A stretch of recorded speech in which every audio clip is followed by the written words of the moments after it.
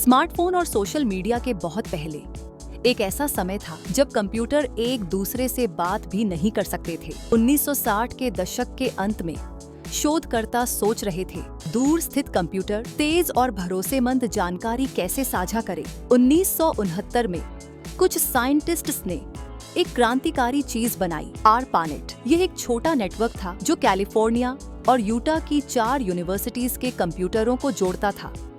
अक्टूबर 1969 को पहला संदेश UCLA और स्टैनफोर्ड के बीच भेजा गया। मैसेज लॉगिन होना था, लेकिन सिस्टम सिर्फ 2 अक्षरों के बाद ही क्रैश हो गया। वो छोटा सा एलो इंटरनेट की दुनिया का पहला डिजिटल हेलो था। 1970 के दशक में engineer Vint Cerf and Bob Kahn ने TCP/IP प्रोटोकॉल्स विकसित किए। 1983 को ARPANET ने आधिकारिक तौर पर TCP/IP अपना लिया। 1991 में वैज्ञानिक टिम बर्नर्स-ली ने वर्ल्ड वाइड वेब, पहला वेबसाइट और वेब ब्राउजर बनाया, जिससे इंटरनेट सबके लिए खुल गया। जो एक सैन्य प्रयोग के रूप में शुरू हुआ था, वही आधुनिक सभ्यता की रीढ़ बन गया। जब लोग इंटरनेट के बारे में सोचते हैं तो वे अक्सर इसे हवा में तैरती किसी चीज की तरह कल्पना करते हैं, लेकिन सच्चाई इससे कहीं ज्यादा जमीनी है।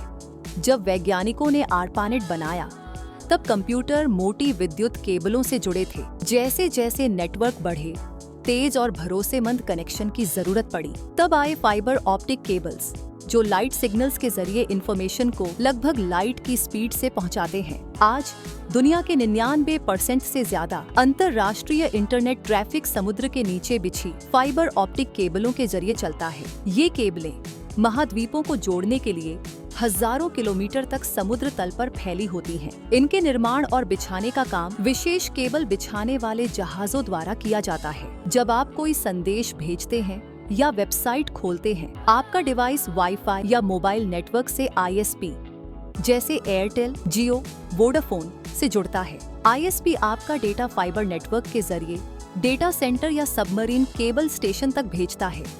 वहां से वह लाइट की स्पीड से समुद्र के नीचे बिछी केबलों के जरिए सर्वर तक पहुंचता है और जवाब मिलीसेकंड्स में वापस लौट आता है। सैटेलाइट्स के मुकाबले फाइबर केबलें आज भी लगभग पूरा वैश्विक इंटरनेट डेटा संभालती हैं। समुद्र के नीचे फाइबर ऑप्टिक केबलें बिछाने का काम एक वैश्विक सहयोग से किया जाता है। गूगल, मेटा और अमेज़न जैसी बड़ी कंपनियां इन केबलों में निवेश करती हैं। वहीं AT&T, वोडाफोन जैसी टेलीकॉम कंपनियां इन केबलों के निर्माण में सहयोग करती हैं।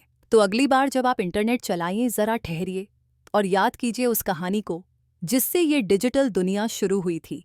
See you in the world of wonders next time.